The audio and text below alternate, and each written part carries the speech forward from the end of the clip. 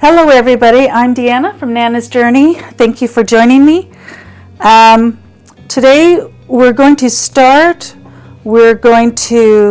attach the churn dash to these flying geese borders, the blue and the green one. We've got a churn dash block on each end. We are also going to attach this row to the top of this center square and this row to the bottom of the center square. And then we are going to work on some applique. I'm going to start with the two blocks that goes on the border, on the side borders. They're two small ones. And so I've got this one and this one. They're all cut out, ready to press on. And then I will cut out the border, the background for the border strips for the top and the bottom, and we will attach those applique. We'll get those appliqued on and then attach the borders, the applique borders, and then I've got a plain border to put on around those and a pink border to put on around that, and then the top will be finished. So let's get started. Okay, the first thing I want to do is pin each of these to the border.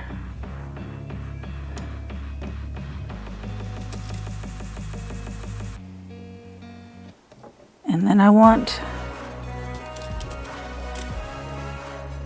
this pin to go right through the tip, is right there. But I've also got this intersection I need to go through and this intersection to go through. So I'm going to sew with the churn dash up because there's two of those.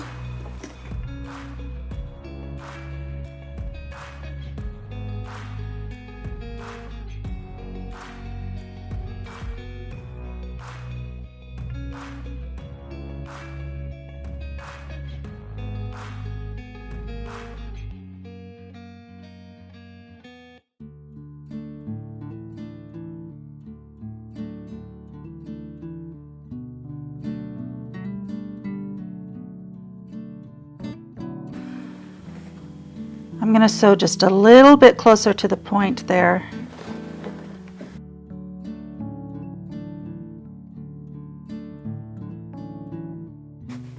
There.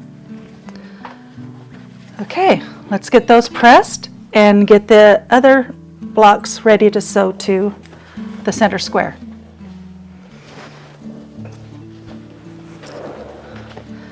Okay. I've laid out the square one. This is the bottom one. I flipped it over. And now what I want to do is pin the seams down, the ends together first. And then if there's any easement, I will ease it in. But you want the ends to match.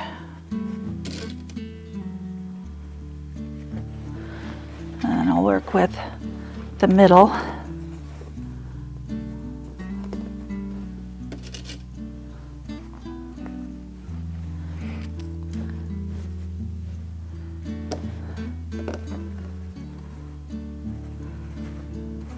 Now we only have these seams to match at the end, and the sashing's going that way, so we want the block to go the opposite direction. Pin in the middle here, and you want to sew with the blocks up again so that you can see the intersections and make sure you're not losing your points.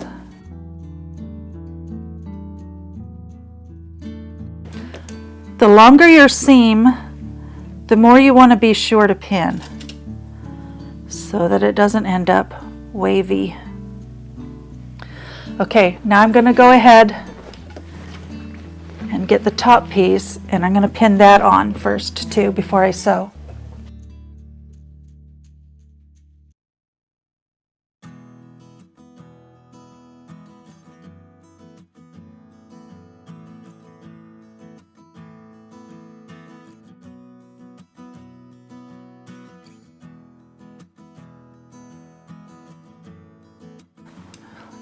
Okay, it's all pinned, and let's sew it down.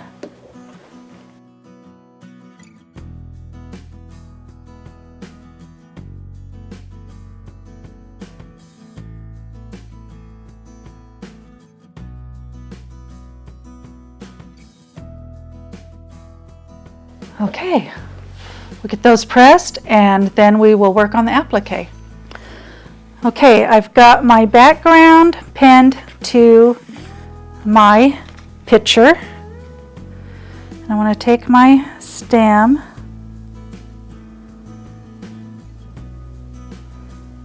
peel the backing off, place that down. And I've got the leaf, and I'll just place all of these on there and then iron them on.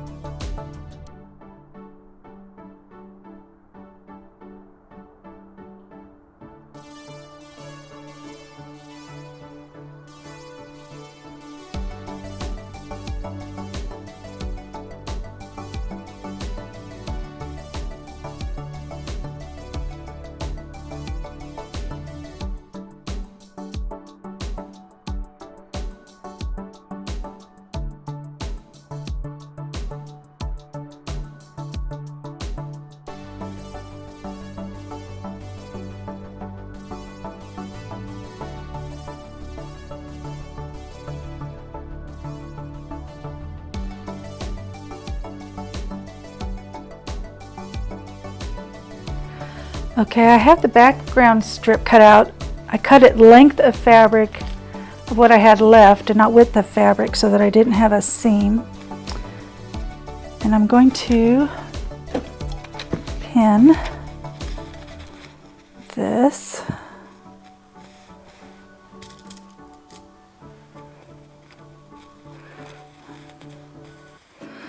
I don't know if I'm going to put all those little circles in because I don't want to applique those. That's way too tedious.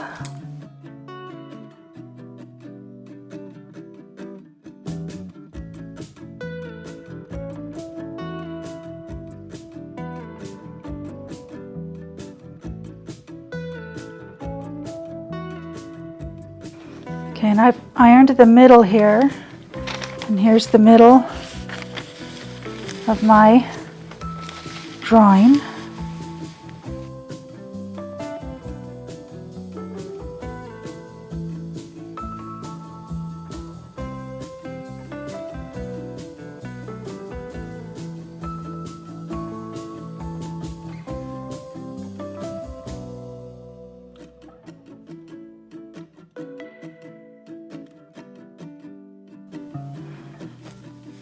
Okay, I have the drawing pinned to the border, and I cut that the length of fabric at 48.5, and this is 6.5 inch wide.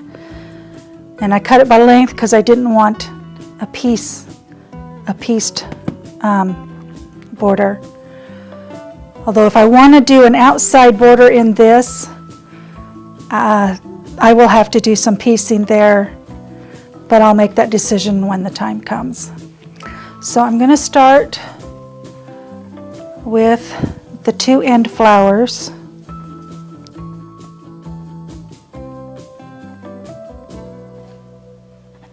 Okay, I was going to have those closer together and have just that, but I decided it would be cuter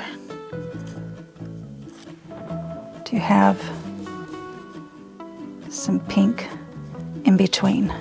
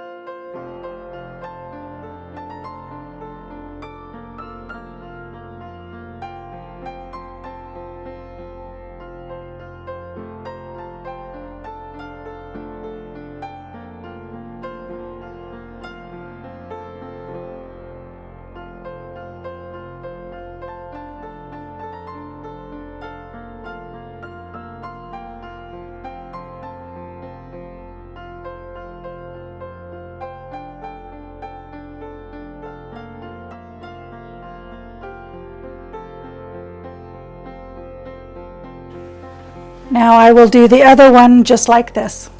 Okay, I've got my 2 small blocks to applique along with the 2 long borders.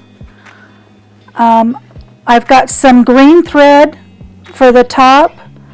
I'm going to do all the stems and leaves with the green with all the blocks, and then when I change thread I'll use that color for all the blocks and so on, and so they'll all get done at the same time. So let's get started. I've got my stitch width at 130 and my length at 190. I've got a presser foot. This is the Denene 20C, so that I could see. I don't know the name of the foot. And I'm going to try and use my knee lift again. So I'm still getting used to that.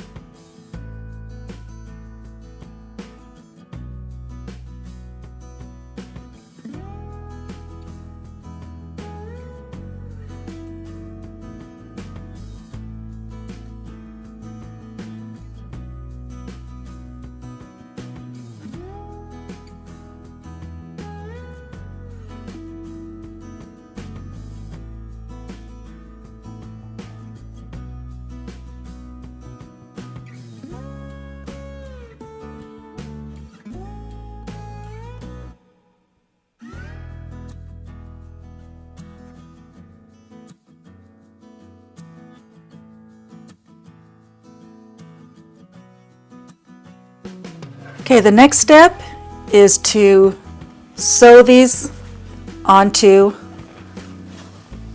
the flying geese strips.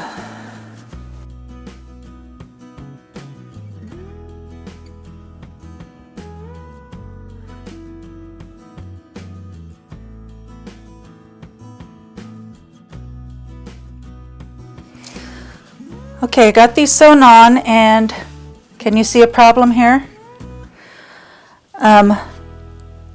I didn't measure this before I cut the background to this out, because I cut these strips and this out before I had this all put together.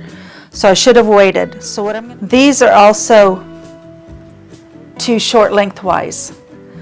So I was thinking of whether I should add a strip of purple. I need like 1 inch on each end. I could add a strip of purple here to match this. I was thinking, or I could do background, but I didn't like that seam there. So I've waited a day. I've asked my sisters and daughter what they thought. I think what I'm going to do is I'm going to go with the background, and I'm going to use that little box-like thing to quilt in the name of Denene's father and brothers. This quilt is going to be for Denene, but also in honor of her mother, who died of breast cancer when she was around 14. So it will have her family names on this quilt. I wanted to do this for her because she is one of the sweetest, kindest people I have ever met, and she's been a good example to me throughout my life. So I wanted to do this for her, and I think having her family's names on there will be nice, and it will work out real well to fill in that little box that's really not supposed to be there, but now it will be useful. So I'm going to add background on, and I just added a background to the end. So let's see, I've got both sides pinned on, and I'm going to sew with this side up so that I can see the intersections to cross.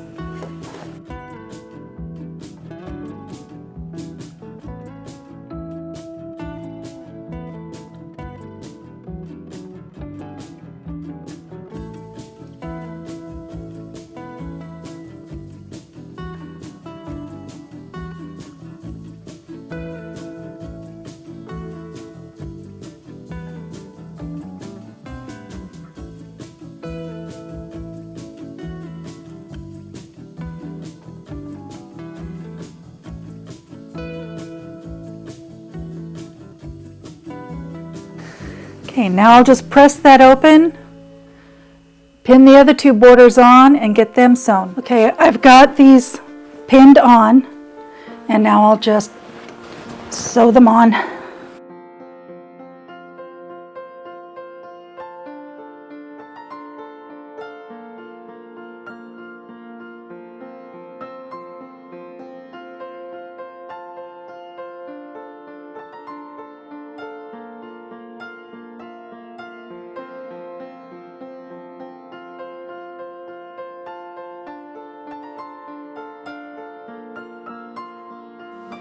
Okay, I have these borders on, all the applique stuff is on.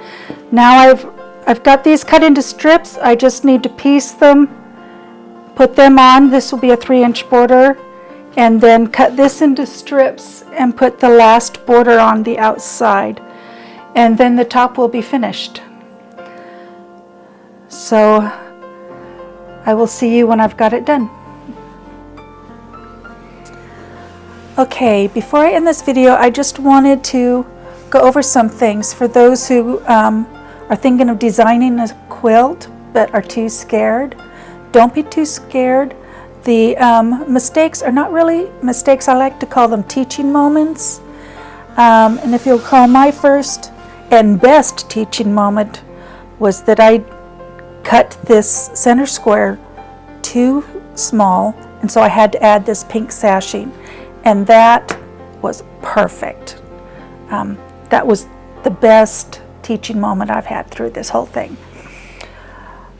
Also, I planned for 8-inch blocks because I just stuck a pattern inside a block on the software, and it will put it in regardless of what size it is.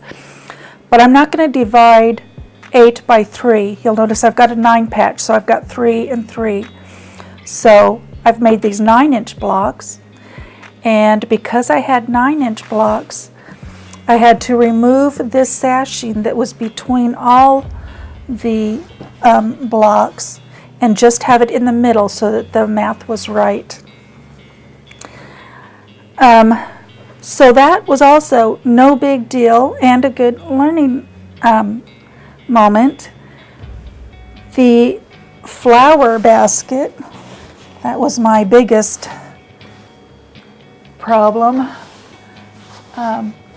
because, one, I didn't have a pattern on how to do it, so I just made it up as I went, which is how I did a lot of this quilt. I just kind of winged it.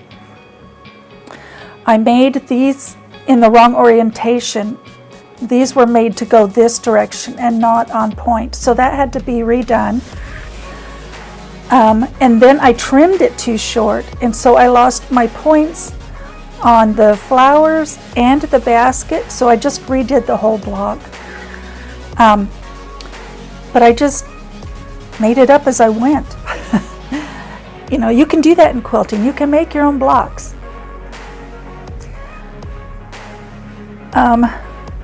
Also, these corner blocks, I had been making 9-inch blocks all this time, so I made a 9-inch block. Well, then I had to redo it to a 6-inch block, and I did it in green because that's what I had planned. And then I realized that because these flying geese are green and not purple, because I didn't have enough purple fabric to do this row in the colors that I wanted, I just switched them. So I redid this block, this corner block again, and made it purple so that it wasn't green and green. And then you'll remember that I had sewn a row of these on incorrectly, so they weren't all pointing in a clockwise direction.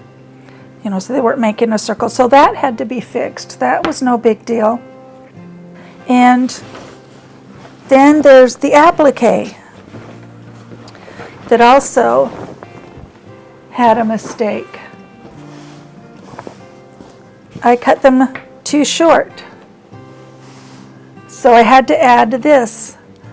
But that turned out okay because I'm going to be adding some names on there. So I've got, it's at this end. I won't be adding a name on here because that's too short, but I can add it on here, and or on the other side. There are spaces that are big enough that when I quilt, I can just quilt in the name.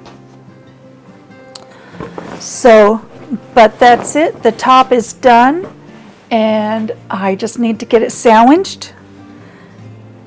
And I will see you next time when I start quilting it.